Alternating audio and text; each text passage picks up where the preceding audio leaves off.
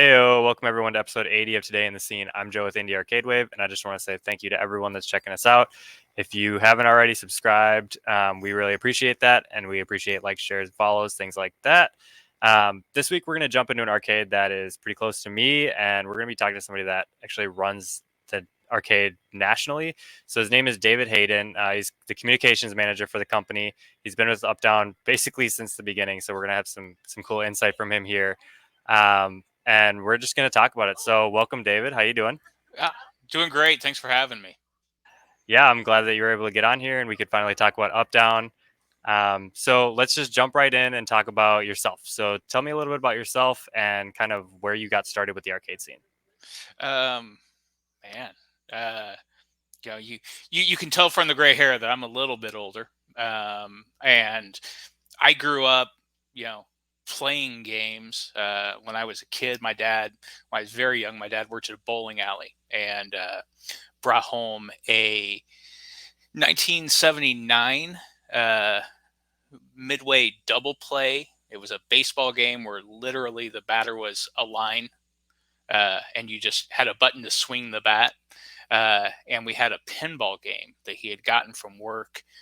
Uh, and I mean, I grew up with those in the house, and we didn't have a lot of money growing up, so I think those games saved him a ton of money because every time I'd ask for a Nintendo or to go have quarters to go to the arcade, he would just say, "Well, you got an arcade game in your room. What do you need to go play something else for?"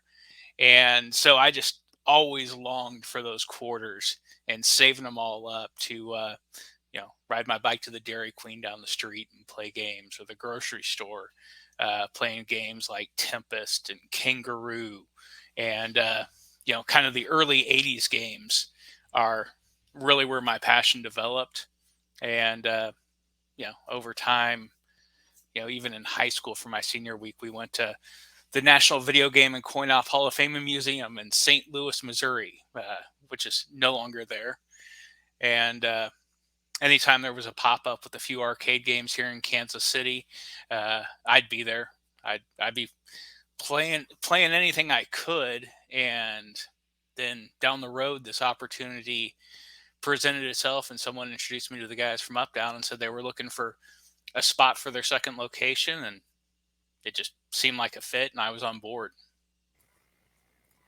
Yeah, that actually leads really well into the next question I wanted to ask. And that was, when did everything start up with Up Down and when did you join the company? So like, I'm sure you know the story of like how everything came to be. So let all the listeners know like how Up Down really started and then where you jumped in and kind of what's happened since. Sure. Yeah. So there's three owners of Up Down, and they all work together at a bar in Iowa City, Iowa, and decided that there was a space for, or a need for, a live music venue in Des Moines. And so the three of them went in as partners and opened up a concert venue called Woolies. Um, there was a bar downstairs from Woolies that did a lot of its business, just from people before and after shows, that went out of business. The landlord asked them if they would like to take over the space, and they said yes. And they had been to an arcade bar in another city, but liked the concept, didn't like the execution.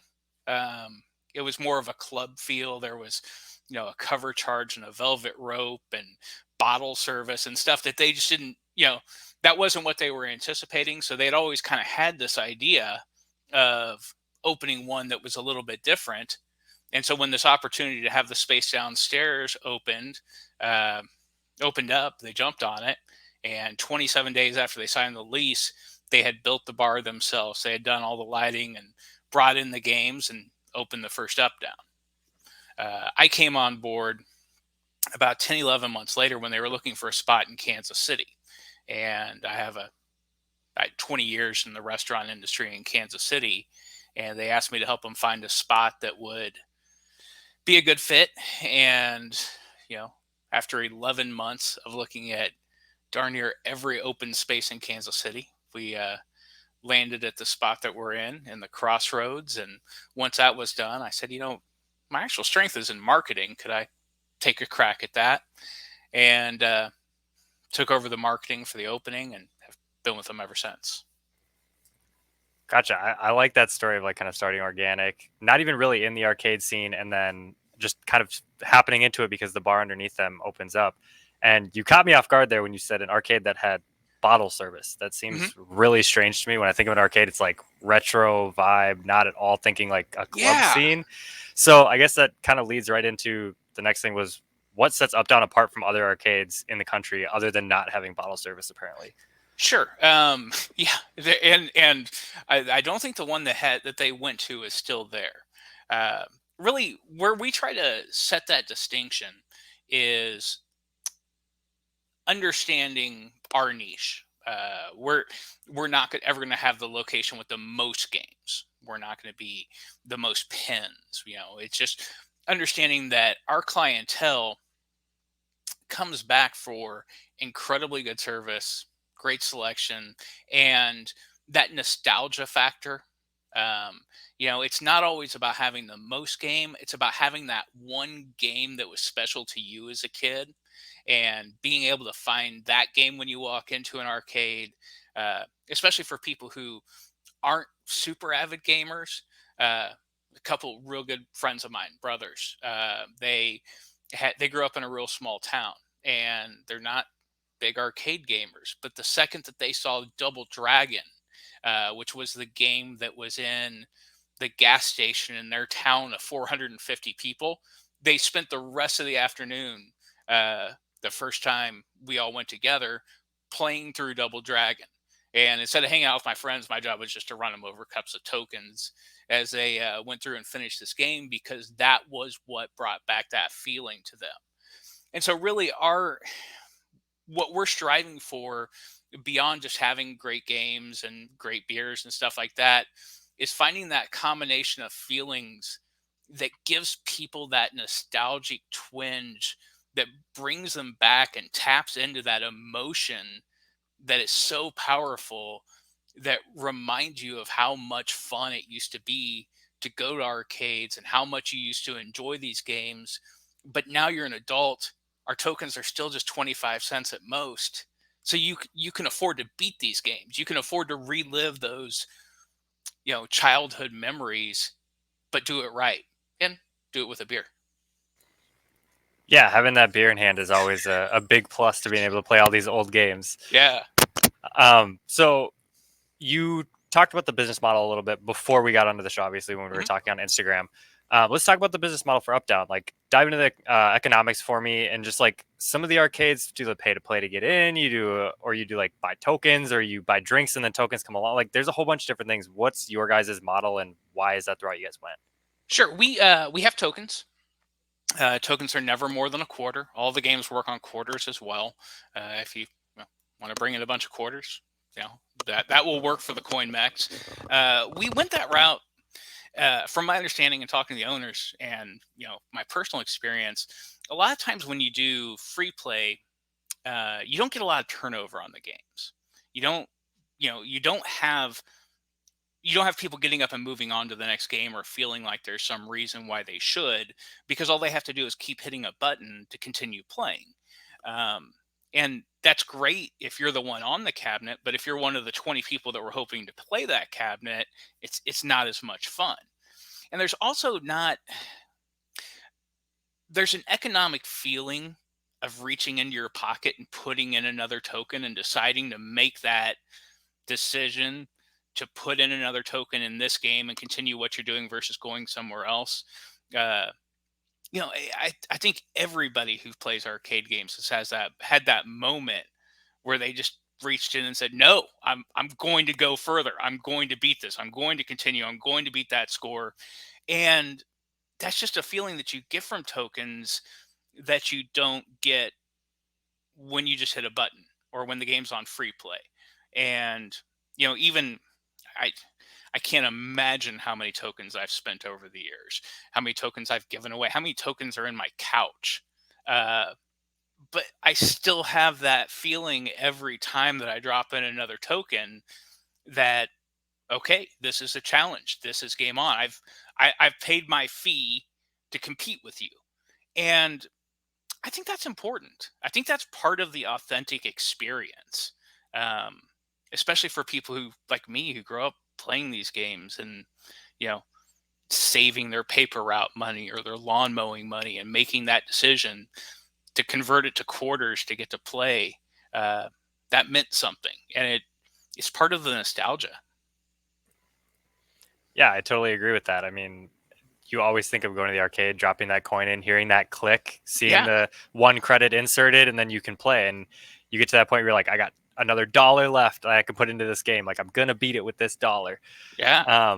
And that, I mean, I think that kind of translates into the indie games now that are, it's more like you get to play with your friends. So it's like, I got this game, you got next game, and it kind of adds on and just keeps rolling. So let's talk about that side of it. Like you said, you're the point of contact for most indie developers that are looking to get their games into Up Down. Yeah. What do you look for in indie games, and what might put a game on your radar? Sure. We have feelers. I mean, there's always people hitting us up. I mean, I remember we were probably one of the first dozen spots to have Killer Queen. We had it in our Kansas City location, I believe, 6.5 years ago. Um, and before that, I had people on Twitter.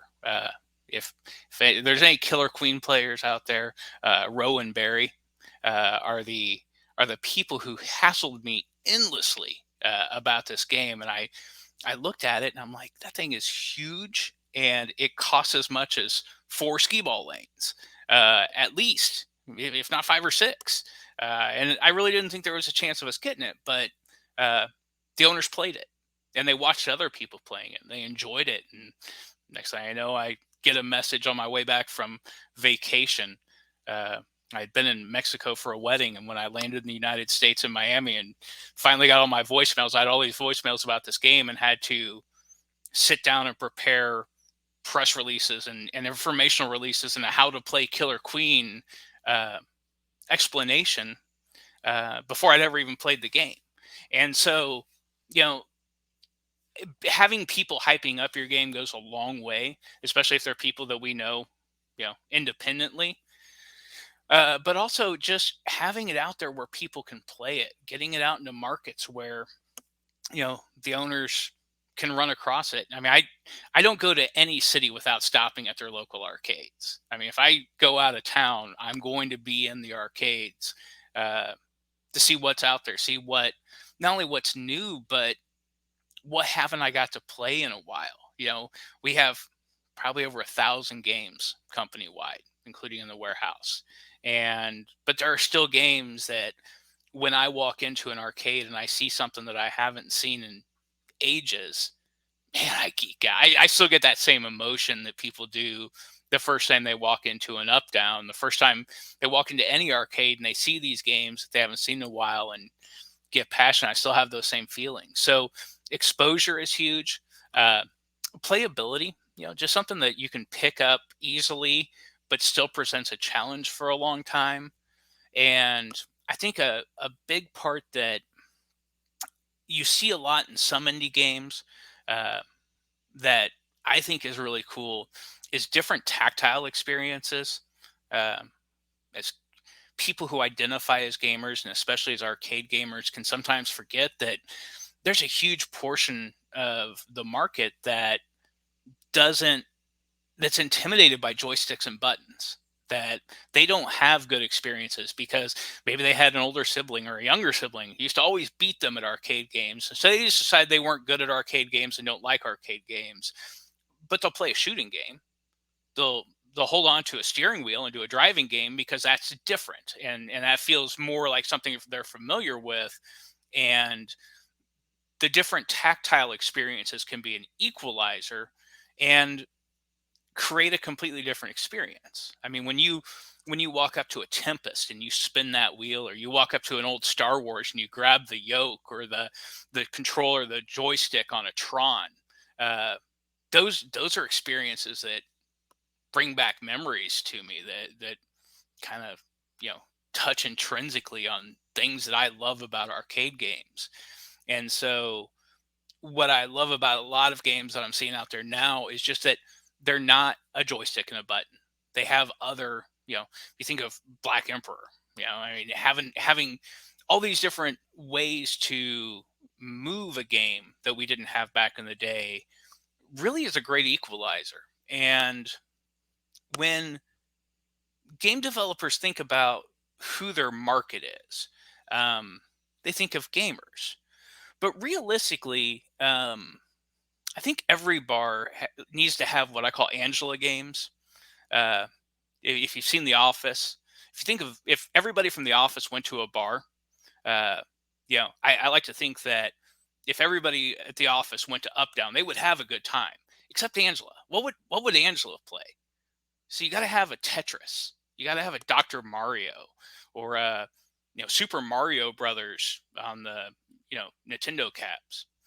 You got to have those games that even the person who doesn't consider themselves a gamer or isn't going to just join in because everybody else is joining in, you got to have something that makes them have a good time and keeps them there.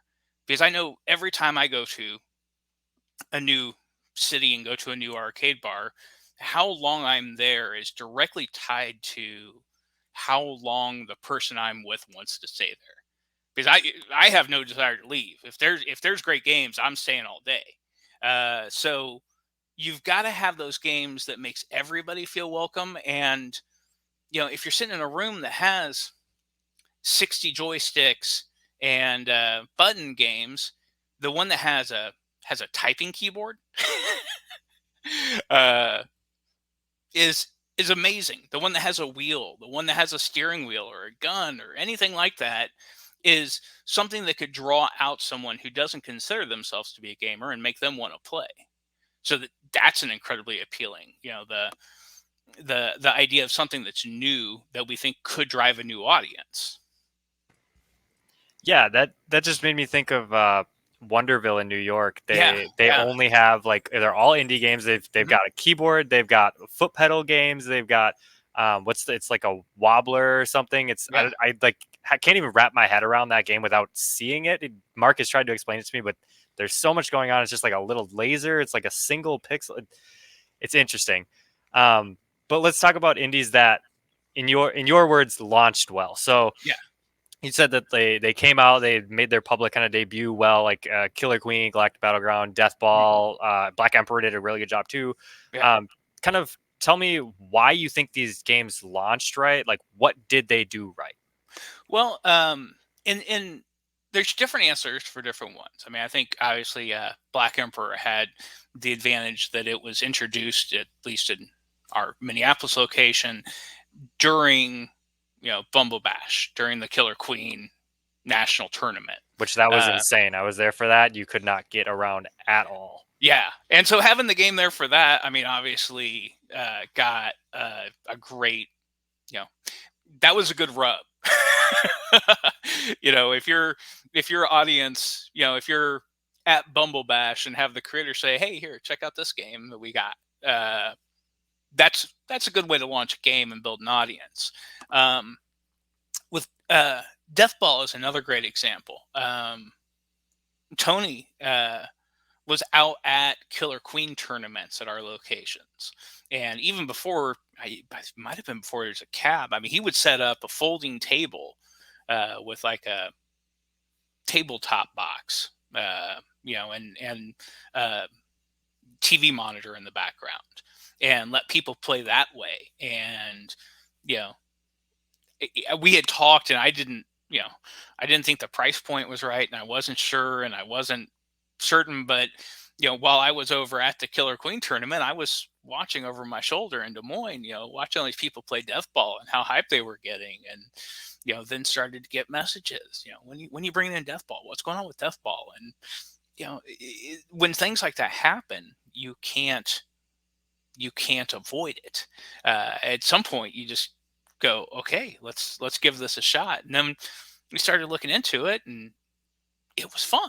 And that's another huge part of it is, you've got to have Teenage Mutant Ninja Turtles and Simpsons and the original Gauntlet. Um, but if we get real about it, after the nostalgia factor, they're not real fun games. Um, for four-player side scrollers, uh, I don't think Turtles and Simpsons, other than the licensing, are all that exciting compared to something like Wild West Cowboys of Moon Mesa or Ninja Baseball Batman. But when we bring in those games, people aren't drawn to them in the same way. So you always got to have the fun games that the regulars and the staff enjoy playing. At our Kansas City location, we have a game called Dio, which is just happens to be the most fun of all of the flyover 1942 games, in my opinion. And that's what I play when I go in. I mean, I enjoy the game. Or a simple game like Bank Heist, which if you've never played it, it triggers my anxiety more than any other game I can remember, because it's such a simple game, but the simplicity of it makes it so annoying every time you fail. And so this is just pressure builds, and I will dump cups of tokens into it just to finally beat that game. And so having those kind of fun games matters too. Yeah, let's jump into there's one thing you said in there that caught me, and you mentioned, I think it might have been the question before, was Killer Queen's 1400, right? Deathball's Mhm, 600. So as someone that hasn't played these games or anything, sticker shock sets in immediately. mhm. And as someone that sells these games and promotes these games, I hear the same thing from arcade owners all the time. So let's talk about the economics of indie games. Like, what do you need to see from an indie game to actually be like, this is going to be worth the money? We want to bring this into this location or that location. I think you might have left a zero off, On which one? on the prices. Uh, I mean, we're talking thousands. Yeah, I said 14,000 on Oh, Killer okay. Oh, Queen and okay. 6,000 on Deathball. I'm sorry. I thought you said 100, and I'm like, whoa. I wish. Yeah, Yeah, I yeah, would. They'd be in every arcade. It'd be yeah. easy. I'd have them lined up. And that's a big factor, because when you're looking at a game like The Simpsons, okay, I mean, we can buy a Simpsons on the resale market. I'd say a Simpsons 800 low end, 14 to 16 high end, fix it up, and it's on the floor, and that people are going to be on that game. So how many of those games is one indie game going to be worth to make up that difference in price? And you also don't have the nostalgia factor of, no one grew up with it, no one has that memory of playing it at the bowling alley or the arcade or wherever they played. So that's a huge barrier to overcome. So really, you've got to stand out and be different. And be able to draw that attention and create some hype behind the game to where the community builds. Um, and you've got to get buy-in from, you know if you're not going to create the hype behind a game, and it's not just going to blow people away and get them excited to come back in and play again the next day. Um, it's a tough sell. um, and so, a huge part of it is, a commitment from the partners to, because if we're buying a game at that point, at that price point, we're partners in it. Creating hype, coming in, showing people how to play, getting them excited about it, and that's a lot of work. And it's a lot of extra effort, and get the staff excited about it. And when we launched Killer Queen in Kansas City originally, I mean, you couldn't stop the staff from grabbing a cup of tokens and showing somebody how to play when they walked over to it. It became problematic, because the staff got stoked about it and they got excited about it and they wanted to sit around and show people how to play. And I was spending a lot of time at the bar, just bringing over a cup of tokens and learning how to play queen and fly around in the corner without dying, while I'm explaining to other people how to play the game.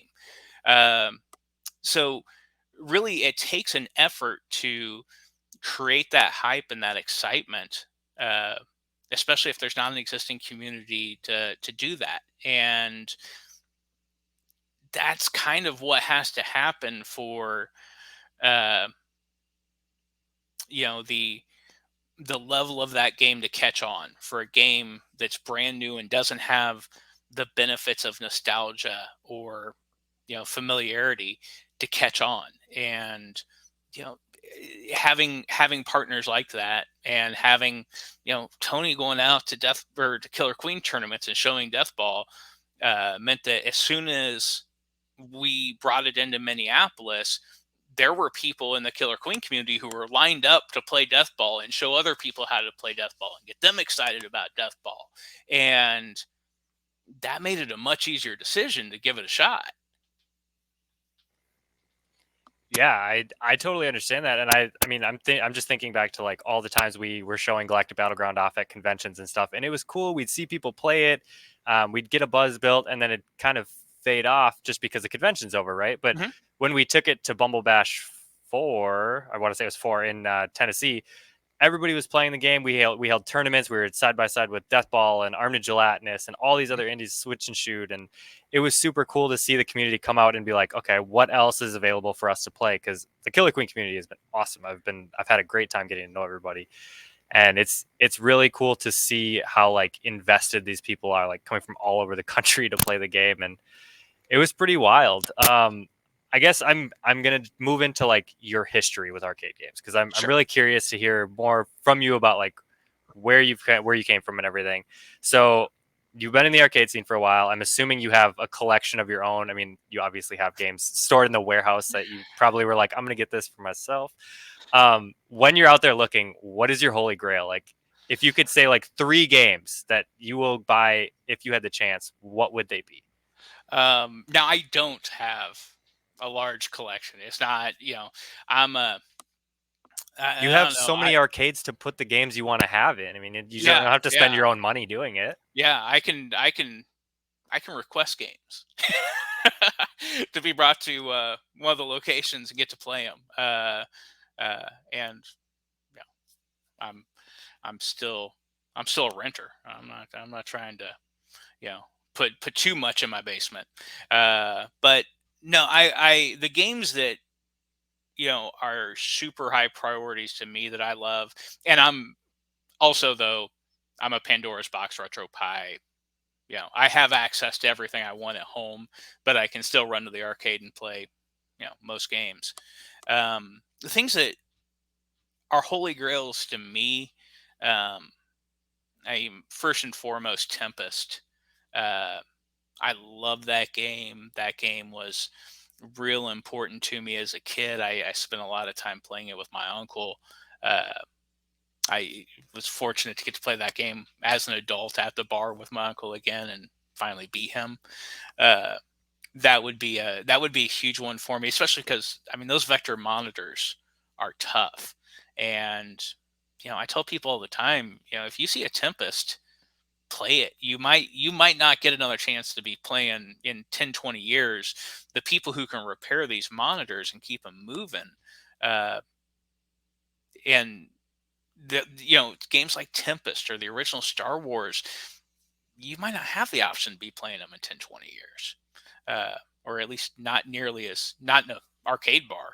um, I still play any variation of the Williams Midway baseball games from the late 70s. uh, you know Double Play in particular is my jam, but there were several games in that series or by multiple developers that were the same thing. I love those. I'll never pass up. It's such a basic game, but it has incredible replay value. The pitching dynamics, the outfielding dynamics are just so cool. Um, Never pass up a chance to play those. Uh, and third, uh, game that is at another arcade bar here in Kansas City. It's one of Mike Freeland's games. And before I got involved with Up Down, Mike Freeland who's a big collector here in Kansas City, was really the only you know he was the guy who had games that I could play, and so anytime he did a pop up or someplace, I had to be there to play him. But he has a game called Space App, which is not particularly well known. But when I go into that arcade bar and they have 80 or 90 games, I'm going to spend most of my time playing Space App just because it is a blast of a game. I think 81 or 82. Uh, and what these games have in common is they're not the most complex, they're not the most graphically intense, but they have very high replay value. Uh, I think sometimes we got to where we tried to do more with more. We tried to make games more longer and graphically enhance them and make them more complex. But for a quarter, I just want to have a good time.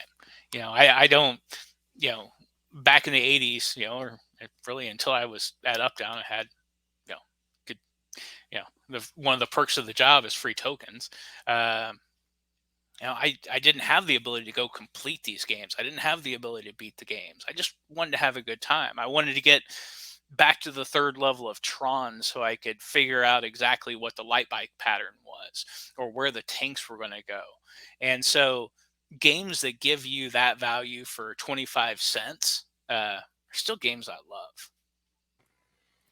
Yeah, those are definitely good games. The last one is a new one to me. I haven't heard of that, but Tempest, obviously, yeah. If I see a Tempest, like I'm giving it a go because you're right. It's very hard to find a Tempest that's in like good working condition. Um, so the last thing here that I'm going to ask is advice for people that are looking into starting an arcade bar. So we're still seeing them pop up all over the place, which I love to see. It's awesome to see arcades like coming back, getting this resurgence. What advice would you give to someone that's looking to get into the space? And what would you say are like important things to be successful in the space? Maybe some pitfalls for them to avoid early on. Sure. It's really the same with every, it's the same kind of things that you would think about with every business. And I think too often people who get into it with a passion forget the core critical things. um, know who your audience is. uh, don't just say everybody loves arcade games, because not everybody does, and not everybody is going to be drawn to the same type of arcade. uh, I people, when there are other arcades in cities that we're in, often view it as a competition. And as far as I'm concerned, once people realize that it's more fun to drink beer while playing arcade games than drink beer while sitting at a sports bar watching lumberjack competitions on ESPN Ocho, uh, that's good for all of us. Uh, and as long as there's someone sitting at the bar bored at Applebee's, there's room for more arcade bars. Um, so, but each one is going to fill a different niche. Uh, we're a little bit louder, we're a little bit darker. The lights are lower. And it's more intense of an atmosphere that is going to skew towards 21 and over, and a lot of people who are also looking to drink beer, not just play the arcade games. uh, Other places, sure, more family friendly, more well lit, bright, different types of locations, and they're trying to get the families and the kids and things like that. So really know who your target is. Instead of trying to be everything to everyone, decide on your niche and go for it. There's some great pinball bars out there. Minneapolis has a spectacular pinball bar.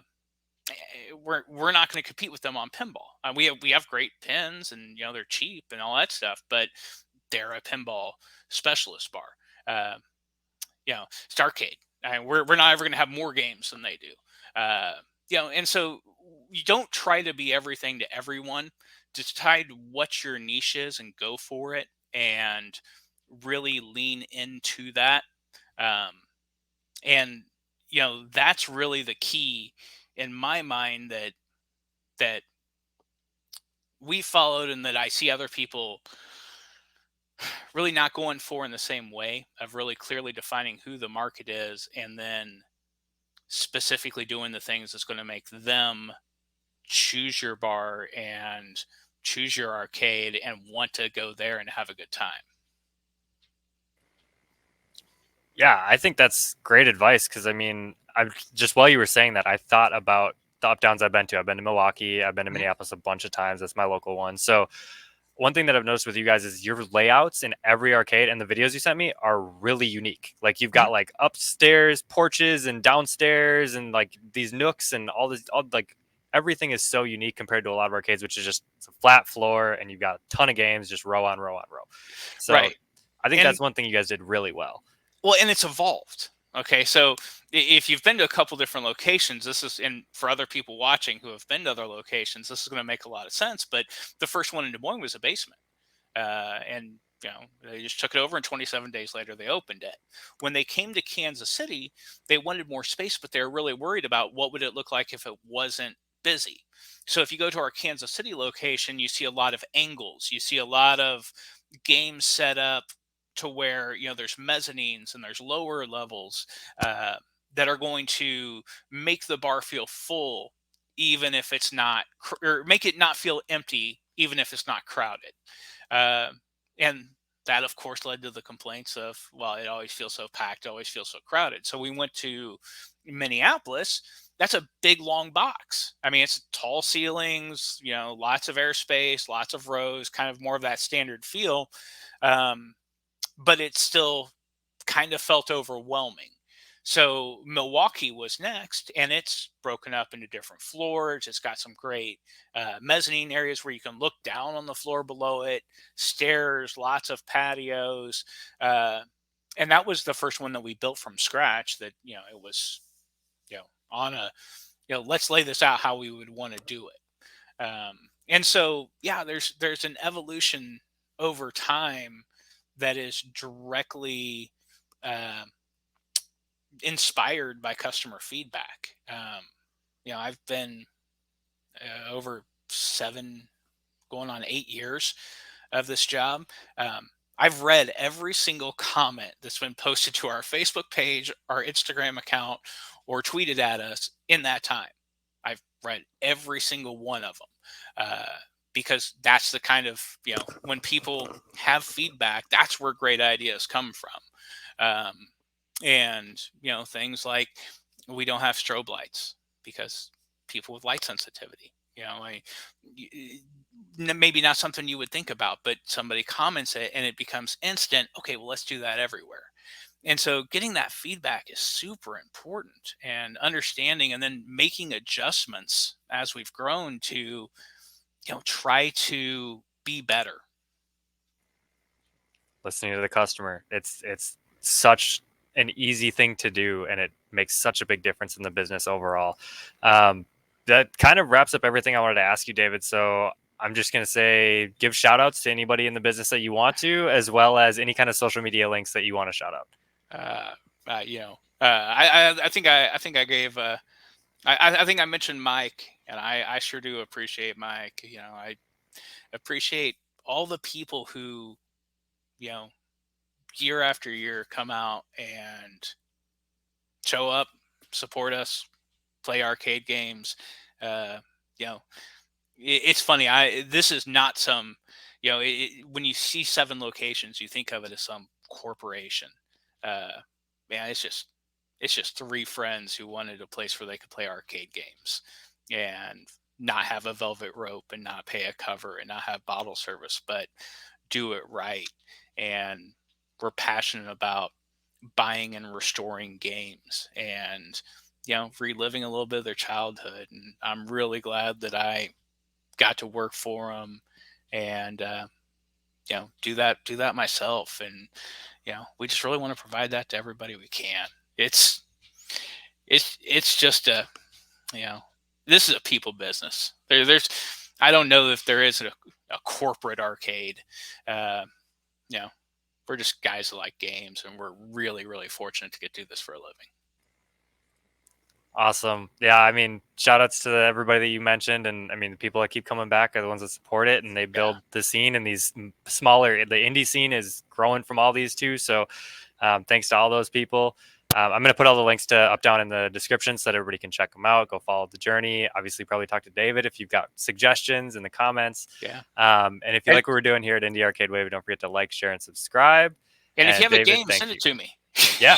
Yeah. Well, If you have an indie game that you're trying to pitch, hit those socials. You now know where they're going. yeah, all you got to And do is just send a message on Instagram and you'll get in touch. I mean, it was what, a day before you got back to me. Like it's pretty easy yeah, to get in touch with you guys. yeah. It's this is what I do. When the messages come in, I try my best to get back to everybody right away. And if you've got a game, if you've got an idea, if you've got a suggestion, you know, these things are all taken seriously. Let us know. Awesome.